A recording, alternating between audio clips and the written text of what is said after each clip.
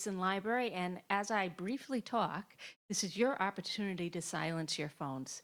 Um, we are so lucky tonight for a variety of reasons, but I wanted to tell you, because I have a captive audience here, just a little bit about the Ferguson Library. We, in the December of 2022, became a book sanctuary library, following the lead of Chicago Public Library in light of all the book bannings and book challenges that have happened across the country. Luckily, we live in a city where our mayor in January of 2023 declared us a book sanctuary city. And what does this really mean? It means that if a book gets challenged here, it has a home on our shelves. Thank you. And I mentioned this because Monday we have a very special program put on by the Friends of the Ferguson Library talking about intellectual freedom and what does it mean to you. We were very lucky to have Summer Lopez here from Penn and John Traska from Every Library, which is a think tank for libraries. I'll be moderating the conversation, but I had to tell you all about it because I think you will like it. If for some reasons it is snowing or dreadful out there, it will be a hybrid program, so you can always dial in from home. So now that I'm done with my commercial for our Book Sanctuary Library, I want to tell you it's a very special evening tonight, and it is a result of a phone call. Ann and Tim Duffy called and said that they wanted to make a donation to the library. And we talked to them about some ideas that we had, and something near and dear to our librarian's heart is having a series that really features Pulitzer Prize winning authors. And so when we pitched that to them, they said, we're in. Unfortunately, they couldn't be here tonight, but I cannot thank them enough, because this means that we're going to have 2 more lectures coming up in May. So this is the first of the lecture series, and what's really great about this is we're here tonight with our partners of Elm Street Books, so afterwards you can buy a copy of the book, and I'm just so delighted that you are all here to share with us in this inaugural event. With that, I'm going to hand it over to Linda Avalar.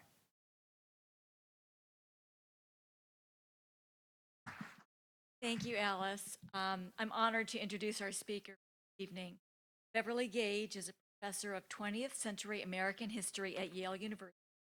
Her book, G-Man, J. Edgar Hoover and the Making of the American Century, is a biography of former FBI Director Edgar Hoover. It's received numerous awards, including the 2023 Pulitzer Prize for Biography, the Bancroft Prize in America, National Book Critics Circle Award, and the Los Angeles Times Book Prize. It's also named Best Book of 2022 by the Washington Post, Atlantic, Public Weekly, the New Yorker, the New York Times, and Smithsonian. There's a few other accolades I left off, but in the interest of time. But, and you get the idea. Professor Gage is also the author of The Day Wall Street Exploded, a story of America in its first age of terror, which examined the history of terrorism in the late 19th centuries, focusing on the 19th. Dr. Gage, thank you for.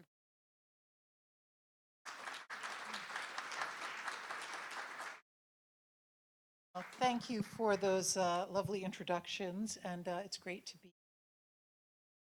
of public libraries, though I cannot say that J. Edgar Hoover, great fan of intellectual freedom or freedom of thought, so I'm not sure if being part of a book sanctuary would get you an FBI file. But as we all know, he is long gone, but we are going to talk a little about him today, and in particular about this book that I wrote, which, as you'll see over there, is a rather hefty tome.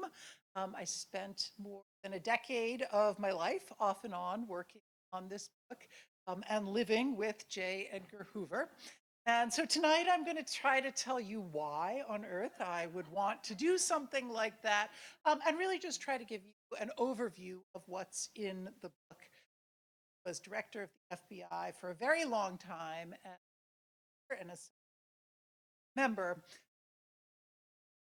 to get to any of the particulars that be especially interested in because this is not only the story of one man's life, but a kind of a broad pageant American politics and of major cases. So special interest in any one of those. I'm happy to answer those questions. But to get started, I have a slideshow here that works. All right, well, I will just start without it. That's what I'm pressing. Oh, there we go. Okay. Oh, I got to go back one. Okay. So, when many people think of a figure like J. Edgar Hoover and think of this man, two images come to mind. One is this image up here, Hoover as the 20th century's most famous surveillance chief and someone who violated the civil liberties of any number of individuals, of social movements, particularly on the left, and maybe violated the civil liberties of some of the people in this very room. The second image that tends to come to mind these days is this one, right? Is a set of questions about Hoover's sexuality, particularly this cartoon up in the right-hand corner that was done after a biography of Hoover came out in the mid-1990s, questioning all sorts of things about his sexuality, in particular asserting that he liked to wear women's clothing. So these are the two things that prior to the production of this landmark biography, most people seemed to know about J. Edgar Hoover or to be interested in these days. I want to start here with a slightly different image. This is Hoover's funeral in May of 1972. And there are a couple of things that are worth noting about this. First, if you can see that picture on the bottom there, he was the first and only civil servant ever laid in state at the U.S. Capitol. That is an honor usually accorded to major political figures or military leaders, but Hoover, a bureaucrat and a civil servant, was given that honor. President of the United States at the time, Richard Nixon, delivered Hoover's eulogy. They had been fast friends for more than 20 years by that point, long predating Nixon's presidency. And the three television stations, when there were three television stations, all stopped their other broadcasting to broadcast J. Edgar Hoover's funeral live from Washington. All of which is to say, this was a major event.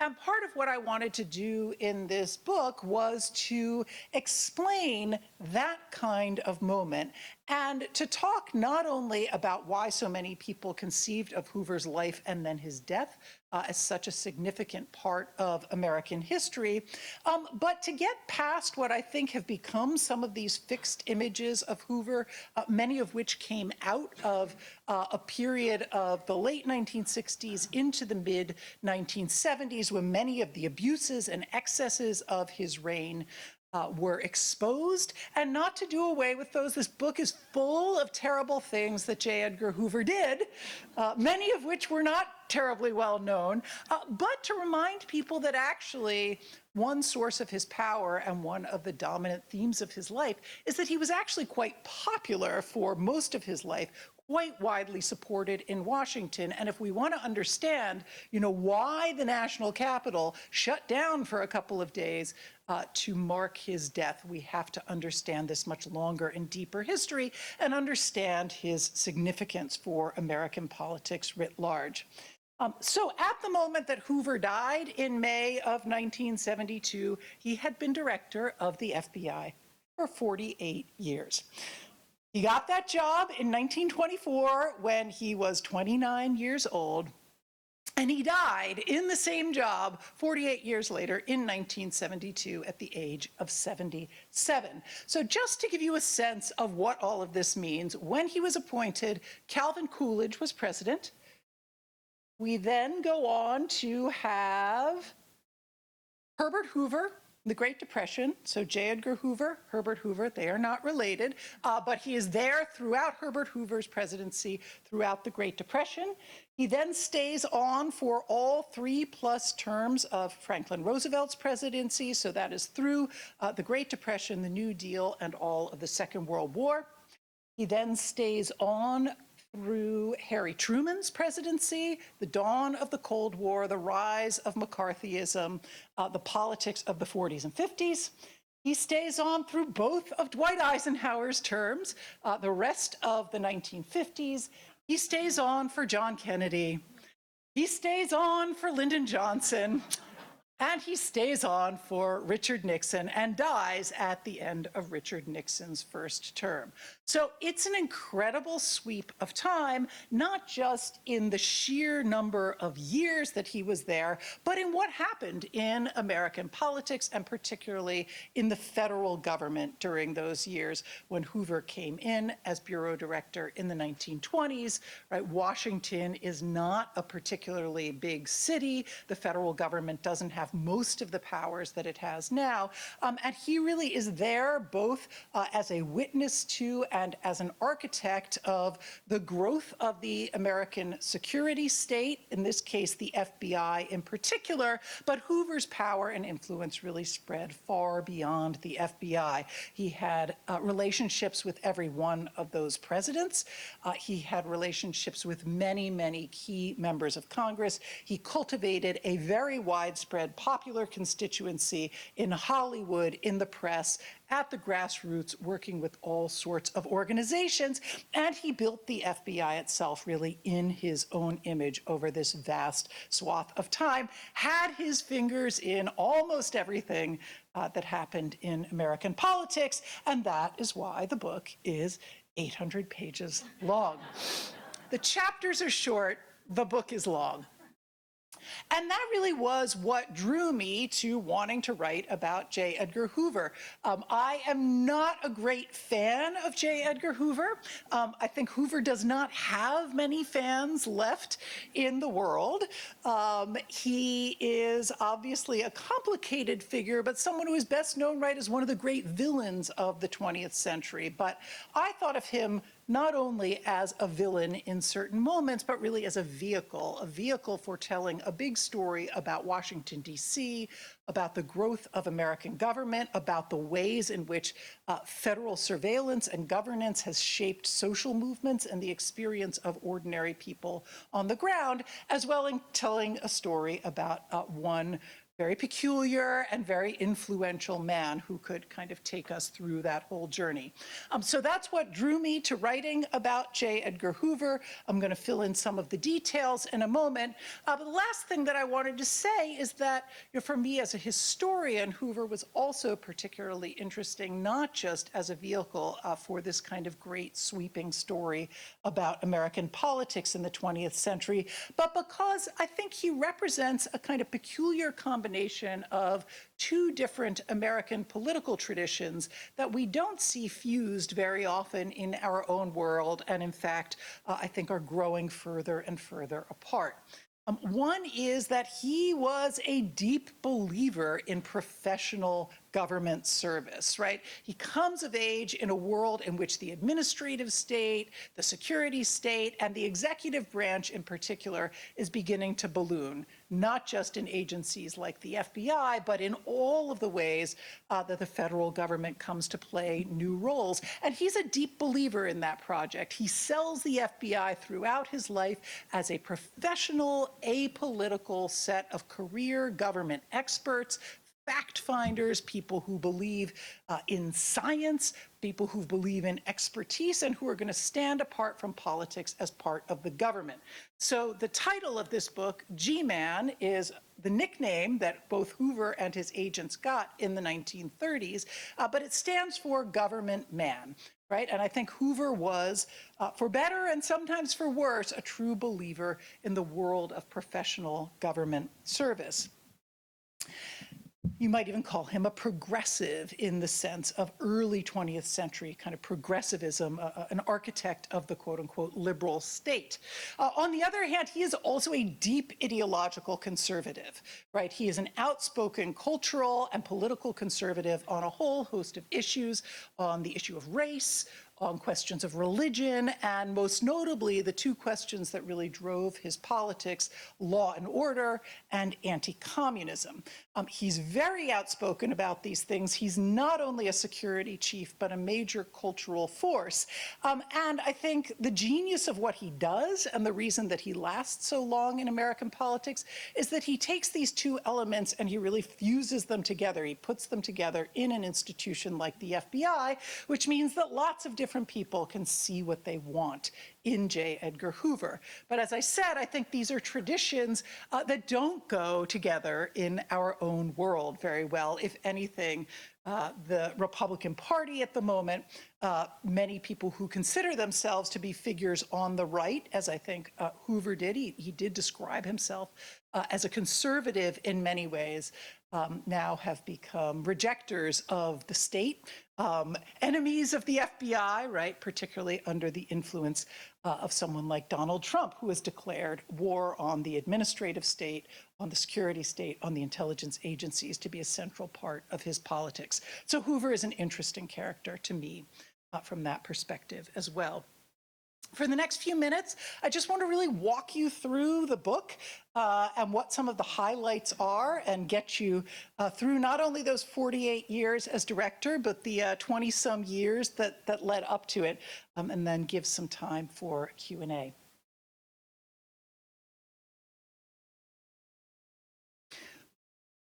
J. Edgar Hoover was once young. He was once a baby, believe it or not. And this is the only picture we have of J. Edgar Hoover wearing a dress. So these are pictures of Hoover as a young boy. He's born in Washington, D.C. in 1895, and he never lives anywhere else. So this is a book that is about Washington. It's about the peculiarities of Washington. It is about the history of Washington, both as the center of our national government, but also as a living city, right? A city that was itself transformed during the years of Hoover's lifetime. He was born into a family that had already been in government service for a few decades, which was pretty unusual at that point. The federal government didn't really do very much in the late 19th century. And he is born into a city that puts its stamp on him very quickly in ways that I'll talk about. He comes of age in the Washington public school system, so he is essentially a middle-class boy. His father works for the government, his mother does not work, and he and his brothers come of age in the segregated Washington public school system. And then he goes on to Washington Central High School, which is the most elite public white high school in Washington. He is a cadet captain, he is a debate star, and he ends up staying in Washington, D.C. for law school as well. He goes to George Washington University, which at that time had a night law school so that you could work at the government during the day, go to law school or some other professional school at night, but it really was essentially a local school for aspiring professional government servants. So this history in Washington, D.C. proved to be very, very important for a couple of reasons. One is that Hoover was saturated from very early on in this world of government service, not so much in a world of politics, but in a world of government. Washington in the late 19th and early 20th century was the federal city, as it still is, but that meant that residents of Washington could not vote and did not vote. So for his entire career, Hoover never joined a political party. He never cast a vote. He was not a product of the democratic system. He was a product of the government, and that's the world that he was born into. As I said, he was really kind of a true believer in this progressive era vision of government and government service. The other thing that's really important about his Washington upbringing is that, as I suggested about the school system, he grows up in not only a segregated city, but a segregating city. So in the late 19th and early 20th century, a system of racial segregation is being constructed not only in the states of the former Confederacy, but in Washington, D.C. itself, which has formal Jim Crow segregation, which is being created during Hoover's childhood and really codified. He graduated from high school school in 1913, and while he was in college, he worked at the Library of Congress. He worked there at exactly the moment in the Wilson administration that federal employment in this country was becoming explicitly racially segregated. He experienced that as a young man at the Library of Congress. The other institution that proved to be really important during those political years was the fraternity that he joined in college, which was a fraternity called Kappa Alpha. It was an explicitly pro-Southern fraternity, had been created in 1865 to carry on the lost cause of the South, honor the memory of Robert E. Lee, and was an explicitly segregationist fraternity, very deeply involved in this kind of Deep South and Confederate imagery during the years that Hoover was involved in it. So I think he brings both his kind of belief in government service and his deep social conservatism around any number of issues, particularly race, out of this experience of growing up in Washington, D.C. The other thing that growing up in Washington, D.C. does is means that when you graduate from law school, you're probably going to work straight for the government.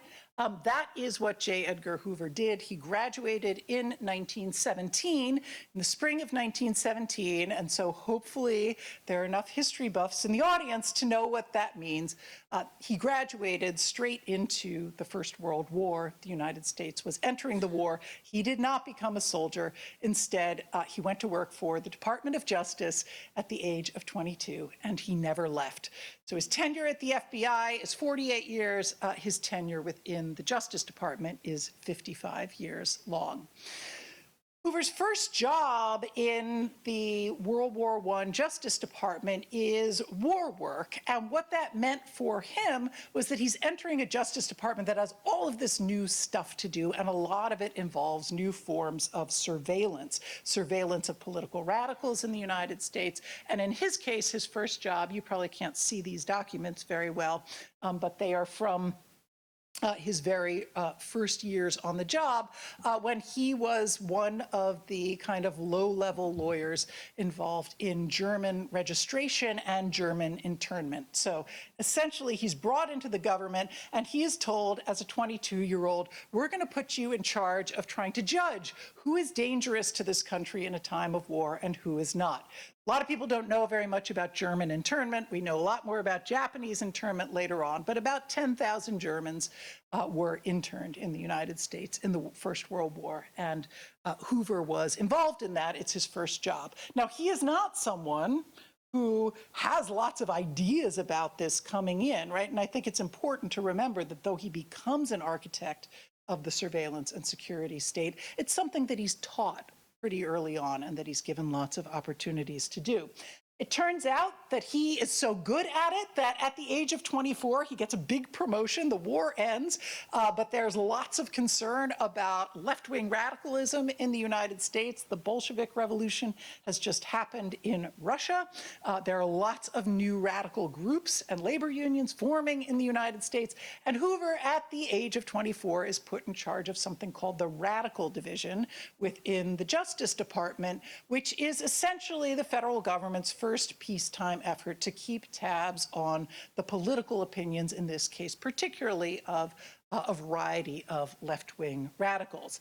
He's pretty successful at it. He's pretty good at it. He becomes one of the architects of the most controversial part of that first Red Scare after the war, which is the Palmer deportation raids. He plays a very big role in that. And he also experiences some of the backlash that he's going to be very aware of for the rest of his life. Those deportation raids become very controversial. The entire project of government surveillance of radicals also becomes controversial. Groups like the ACLU are in formation. They're beginning to speak out. We're beginning to have a new civil liberties consciousness during these years.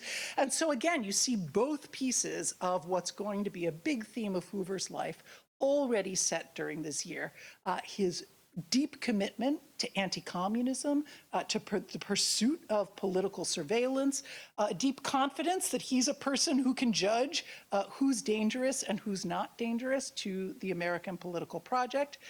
And then also a deep awareness of the ways in which that can be controversial and of the kinds of criticisms that can come his way He spends the rest of his life being very, very sensitive to criticism and, in fact, using the FBI to spy on many of his critics, as well as those he deems dangerous in a broader sense. So he is there from 1919 onward. At the age of 26, he gets another promotion, that is to the assistant director of this little organization in the Justice Department known as the Bureau of Investigation.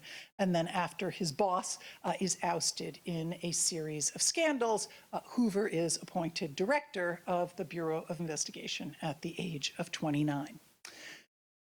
So for the rest of the talk, I'm just going to move through a few key phases of his career there. Starting with the rather surprising fact of how it is that he comes to this job in 1924. Said he'd been at the Radical Division. There had been some criticism there. He had been working at the Bureau. There had been a series of scandals there, but he survives all of that, and he emerges in 1924 as the young director of the Bureau, promising that he is a new kind of detective. He comes in as a reformer, promising to clean up the Bureau, promising that it will never engage in political surveillance again, it will never engage in corruption, and as you can see, he is supposed to be this powerful, young, new reformer who's going to clean up the government.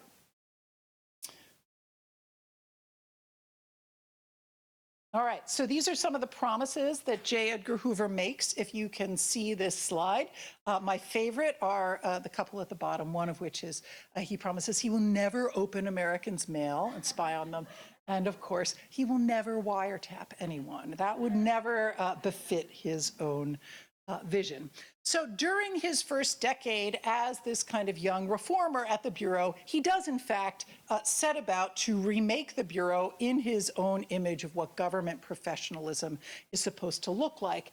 And he's particularly interested in getting the Bureau to do sort of white-collar professional work, things that he thinks it can be good at.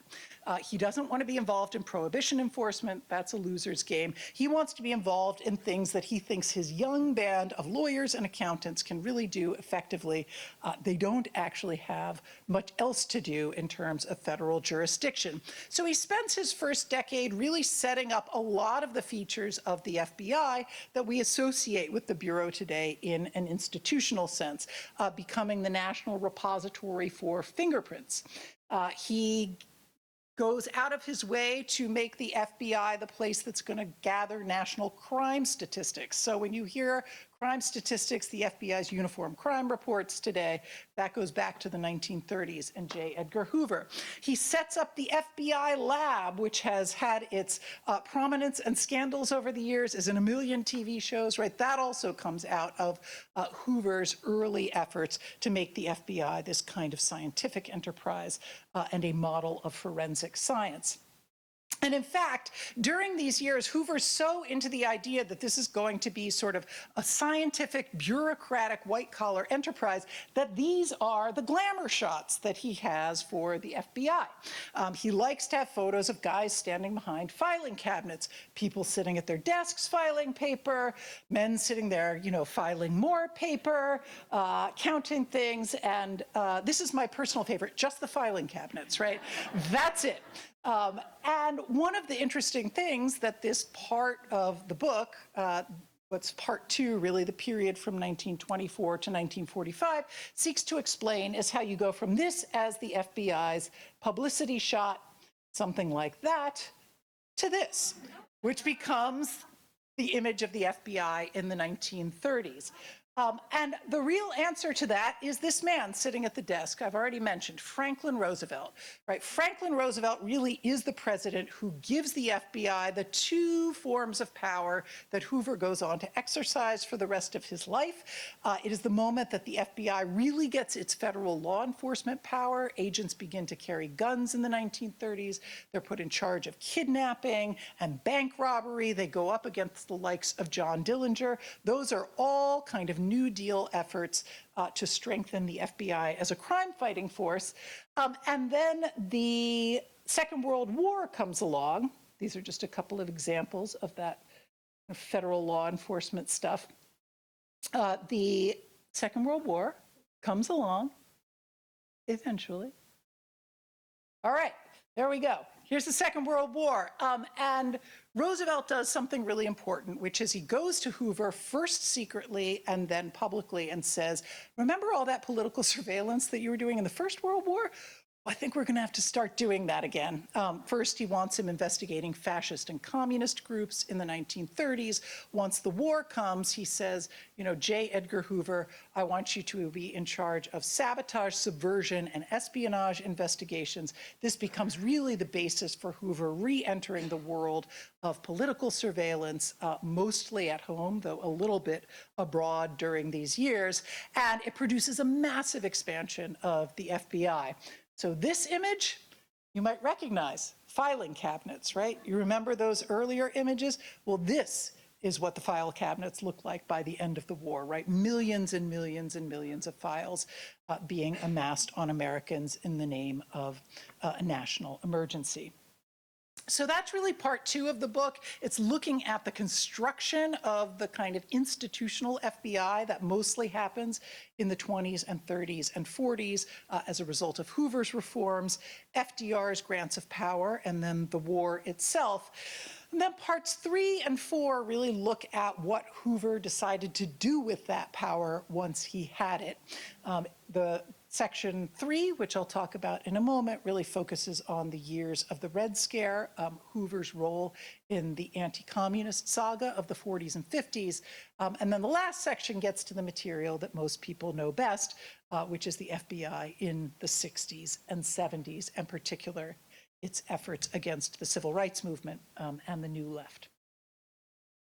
Oh, I also do want to mention this guy, Clyde Tolson, who is the most important person in Hoover's life, is a person about whom there's been lots of speculation. Clyde Tolson is a young agent at the FBI in the 1920s, but by the early 1930s, he also has special status, basically as Hoover's social partner. They are very intimate. They travel together, they have all their meals together, they don't live together, but they work side by side as the number 1 man and the number 2 man at the FBI. Neither one of them ever marries. They are very committed to each other. They clearly love each other. And one of the big questions, of course, about that relationship is, was it a sexual relationship? And about that, we don't really know. But a lot of what my book does is not only look at their time together at the FBI as its director and associate director, but try to look at some of the evidence that we do have about their relationship with each other, much of which they were very public about. You know, if you had a dinner party and you wanted to invite Edgar, you were also going to invite Clyde. They were a very well-established social couple. I'm happy to talk more about their relationship. But the book goes into that, and that really is Hoover's whole life, from his 20s all the way up to the day he dies. They are buried right near each other in Congressional Cemetery in Washington, D.C.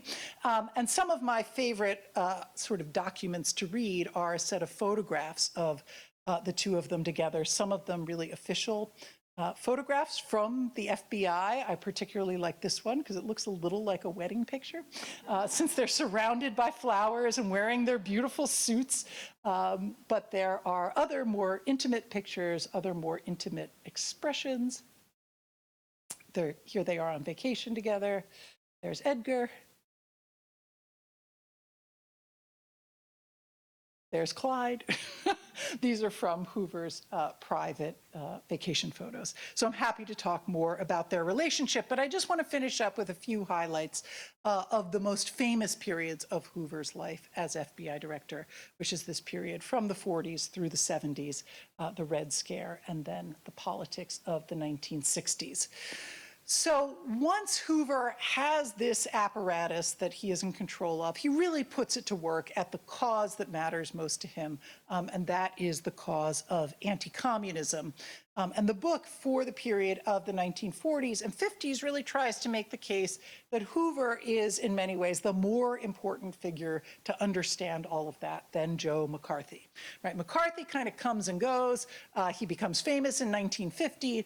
By 1954, he is censured by the Senate, and he dies in 1957, right, of alcoholism. So he really blows through American politics, whereas Hoover is there before, he's there during, and he's there after. And he's really constructing the institutional apparatus of anti-communism as a form of domestic surveillance. So these are some of his famous books on anti-communism. Many of you may have been forced to read them as children in school. That was a pretty common thing, particularly in the 1950s.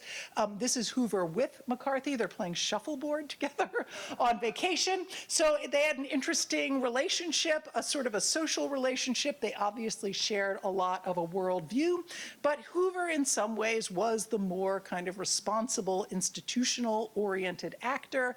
Many people across the political spectrum thought that J. Edgar Hoover was actually going to save the country from Joe McCarthy. It's a little bit like, Robert Mueller was going to save us all from Donald Trump, but, the kind of institution man versus the demagogue. So they had some things in common, but were at odds in other ways.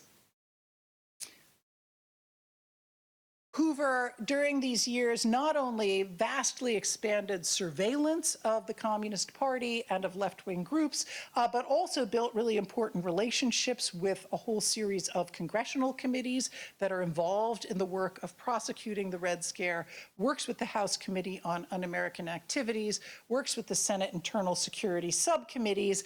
And in fact, this was one of my kind of favorite nerdy chapters of the book. This is a moment in the 1940s when congressional committees are just beginning to get professional staff. And so they come to Hoover and they're like, could you give us some investigators to do all of our work for us? And he says, of course we can do that. And so many of the most important congressional committees that matter to the FBI, the Judiciary Committee, the Appropriations Committee, HUAC, the Internal Security Subcommittee, they're all staffed by either current or former FBI agents, and Hoover's influence spreads through Congress as well. He becomes a big kind of moralistic figure during the 40s and 50s. He really likes to, though he is a childless bachelor of, some sort of questionable sexuality, he nonetheless likes to preach to American parents about how to raise their own children and how to be virtuous citizens. And this makes him actually a very popular and influential cultural figure.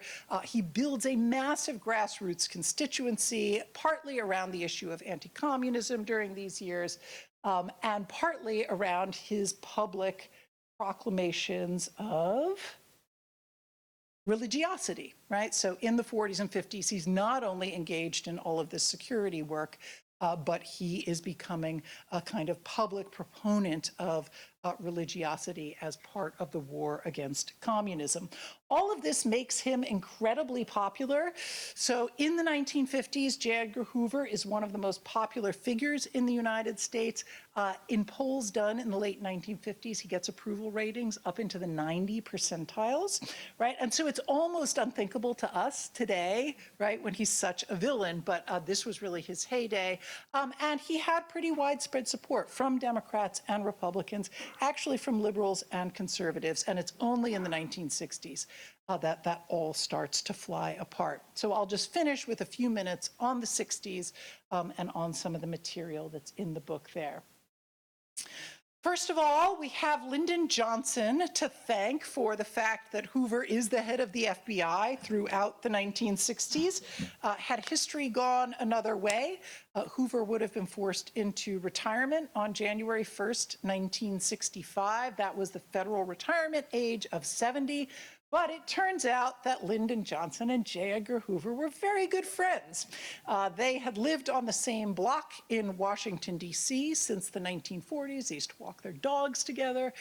And moreover, they were sort of similar power brokers, right? Johnson relied on Hoover for information, for carrying out some of the political things he needed done, and Hoover relied on and liked Johnson. So in 1964, one of the first things he does as president is make J. Edgar Hoover basically FBI director for life. This is Lyndon Johnson exempting J. Edgar Hoover from the federal retirement age. And you can think about how the history of the 60s might have been different. The Black Panthers, et cetera, had J. Edgar Hoover been forced out of his position. But so you can thank Lyndon Johnson for that. The other political relationship that really matters a lot during these years is Hoover's relationship with Richard Nixon, which, like his relationship with Johnson, is a very long-standing. They started working together in the late 40s, and they have a very tight relationship at just about every level. They socialize together. They express great fondness for each other, right? Like the two most friendless people in American politics really liked each other. They seemed to get along very well, you know, and they liked to basically like gossip about the communists and everything else nefarious that was going on in Washington, the Kennedys, all sorts of things. So they had a very long-standing relationship that was ideological, political, social, personal, and so Nixon keeps Hoover on as well.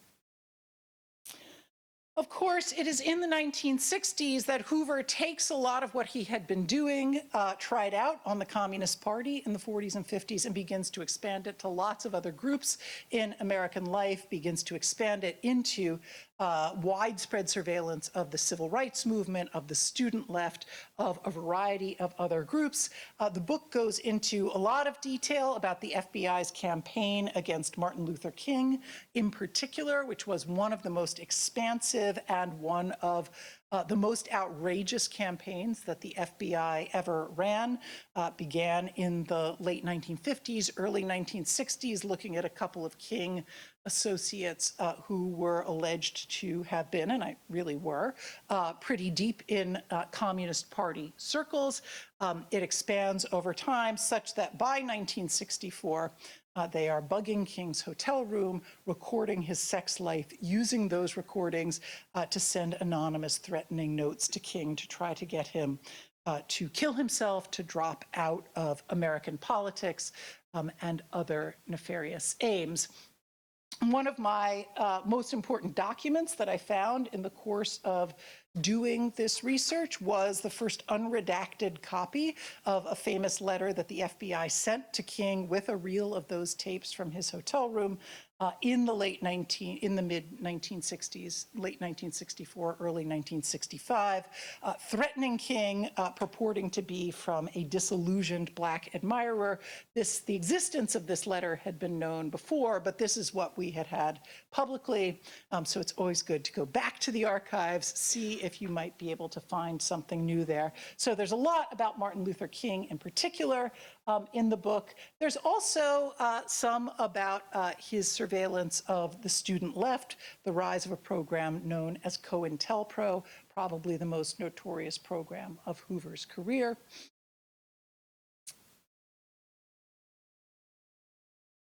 And interestingly, there is an aspect of COINTELPRO that I think a lot of people don't know as much about. It's mainly a program aimed at the left, at left-wing organizations, but there is also a big FBI effort in the mid-60s at the same time to actually go after the Klan, go after neo-Nazi organizations, all using, you know, the same techniques of not only surveillance, but active disruptive measures that are aimed at a whole host of political figures that Hoover does not like. So if you look for COINTELPRO documents online, you can see some of the range of what they're doing. If you can read that, COINTELPRO espionage is really the Communist Party, operations still aimed at them. COINTELPRO New Left, COINTELPRO disruption of white hate groups, that was aimed at the right and at white supremacist groups, and then a number of others, the biggest of them being the COINTELPRO that's aimed at the Black Panthers, and the most outrageous in many ways, which goes on through the late 60s, early 70s. There's a bunch of that in the book as well. And Hoover really kind of dies in the middle of all of this. To go back to where we started in 1972, still have that up here. right? When Hoover died in May of 1972, a couple of things were happening. One was that as a result of his politics, his growing age in the 1960s and 70s, you see a real bifurcation. He had been almost universally admired in the 50s, aside from, by the Communist Party and its allies. But by the 1960s, you're seeing a real partisan divide about Hoover. Liberals and the left, broad swaths of the American public, Black Americans have turned on Hoover, want to see him retire, which of course he does not. He dies in office. And conservatives are increasingly championing Hoover as their hero, as their ally against groups that are endangering the American way of life. And then the next thing that happens is that once Hoover dies, you begin to get investigations of the intelligence agencies, most notably the Church Committee, which produces all sorts of new information about Hoover in the mid-1970s, in the moment after his death. And I think in many ways we've been kind of stuck in that moment ever since. And so what I tried to do in this book was to take seriously all of those pieces, but also to take a step back, look at the big picture of Hoover's life and influence in some of the ways that I've described here. So I will leave this, my formal remarks for now. We have a few minutes for Q&A if you have questions about anything I've mentioned or pieces of Hoover's life, which I did not mention, of which there are many, many. I'm happy to take those. Yeah.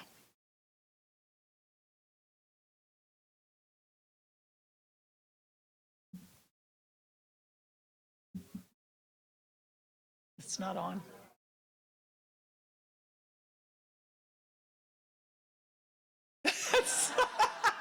It was a really insightful presentation. Okay.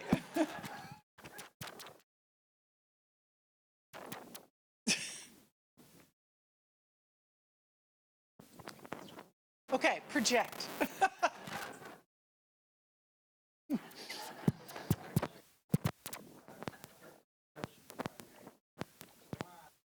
Was that you demonstrated clearly that he was an excellent gatherer of evidence, all these file cabinet and so forth.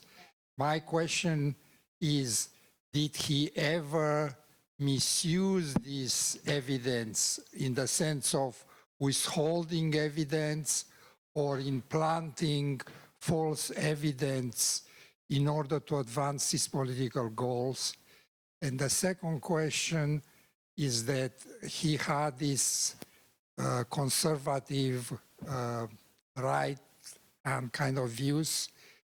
Did he use them, or did these views affect negatively his performance during the Second World War, when he was supposed to expose and fight the Nazis? I know that he was very effective against the communists. Mm-hmm. Yeah, those are great questions. So one thing that's interesting about Hoover's files, all of those filing cabinets, is that for his entire career, with a few exceptions, he did not believe anyone else should ever have access to any FBI file that he did not want them to have access to. And that was more or less true during his lifetime. So there was no Freedom of Information Act effectively during his lifetime. It kind of came about in the mid-1960s, but wasn't a useful law for several more years. There were no congressional intelligence committees. There were almost no mechanisms of accountability. And that meant that everything that was in those files, Hoover had almost exclusive control over. And he did use that information in a variety of ways. He kept tabs on almost everyone in Washington. He tended to know an awful lot about the, sex lives and drinking habits and weird political associations and strange monetary transactions of American politicians. He is famous for having, quote unquote, blackmailed people with this information, but I think that's not quite the right way of thinking about it. Some piece of information would come into him, and either he or most likely an FBI agent or official would be dispatched to, Senator so-and-so and told to say, Senator so-and-so, this terrible piece of information has come into the FBI about you, and we just want you to know your secret is safe with us. And so, you know, Hoover would say, I'm just protecting the American way of life and protecting, you know, the political establishment. But of course, it was a great source of his power. And then under programs like COINTELPRO, the FBI would leak all sorts of information to the press, to family, to friends, to wives, some of it true, some of it not true, about activists that he didn't like. I think there was less FBI planting of evidence in the law enforcement sphere. You know, the law enforcement sphere is much more rule-bound than the intelligence sphere, and so most of the big abuses were in the intelligence sphere rather than in law enforcement, where you have laws and you're going to make a case in court and you want to have the right evidence. And in fact, there, Hoover's pretty widely known as kind of a pioneer of at least certain professional restrictions, such as the Miranda warning. When the Supreme Court makes its Miranda decision, they actually point to the FBI as, you know, an institution that has already been doing this sort of thing. So it's mostly going on in the intelligence sphere. On World War II,